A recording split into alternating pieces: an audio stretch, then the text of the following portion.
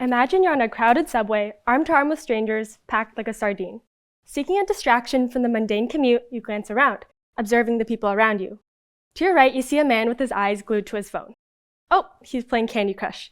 You peer a little closer and see that he's all the way on level 10,051? I'm sure this scenario is familiar to most of you. After all, Candy Crush is one of the most popular mobile games in the world. It has over 250 million users worldwide and generates around $1 billion in sales revenue every single year.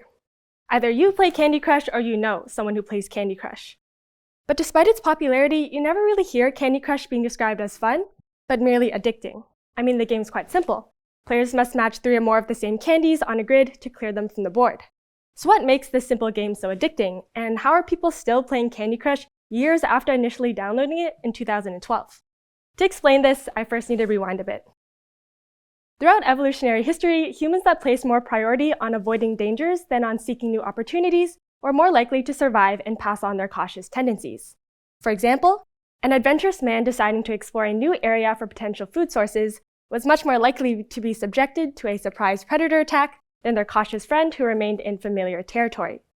This cautious friend would then be more likely to survive and produce cautious children, thus perpetuating this cycle. And over time, this evolutionary dynamic has instilled a strong inclination in humans to avoid losses whenever possible, a psychological phenomenon known as loss aversion. At its core, loss aversion refers to how we tend to weigh losses much more heavily than gains of equal value. Or in other words, we experience the sting of losing something much more profoundly than the joy of gaining something equivalent.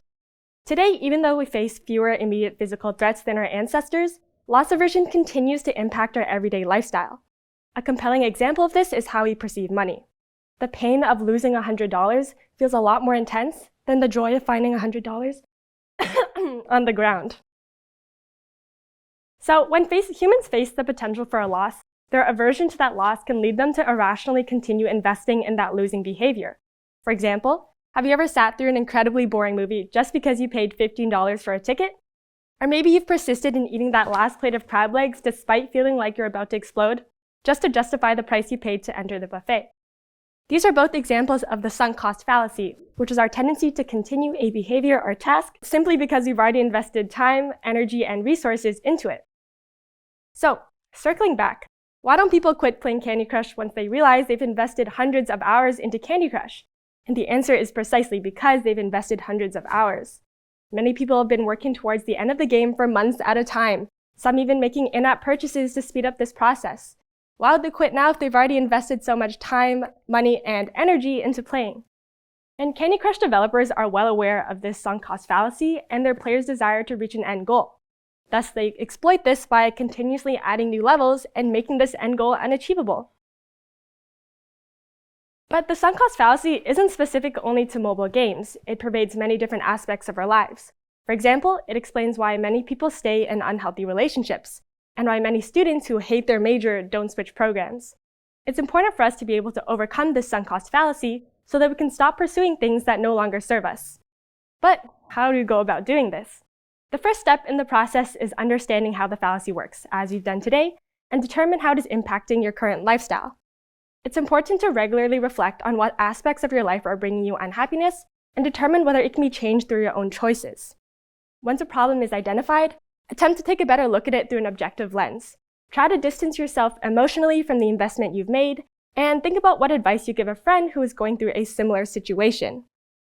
It would also be helpful to reframe your perspective in terms of the opportunity cost of your decisions. Opportunity cost refers to the potential benefits an individual misses out on when choosing one alternative over another. While yes, you might be losing the time and money you've spent dedicated towards completing your past 2 years of undergrad, you're also missing out on a future career of happiness and fulfillment by not switching programs when you realize it's not a good fit. But of course, this is easier said than done. Overcoming the sunk cost fallacy is an ongoing process that takes practice. So just as Candy Crush developers are continuously adding new levels, life presents us with ever-evolving challenges. And this is your reminder that sometimes the sweetest victories come from knowing when to let go, cut our losses, and move on to more fulfilling chapters of life. So the next time you find yourself stuck in a difficult situation, just remember that taking a step back might just be the only way to truly advance a level. Thank you.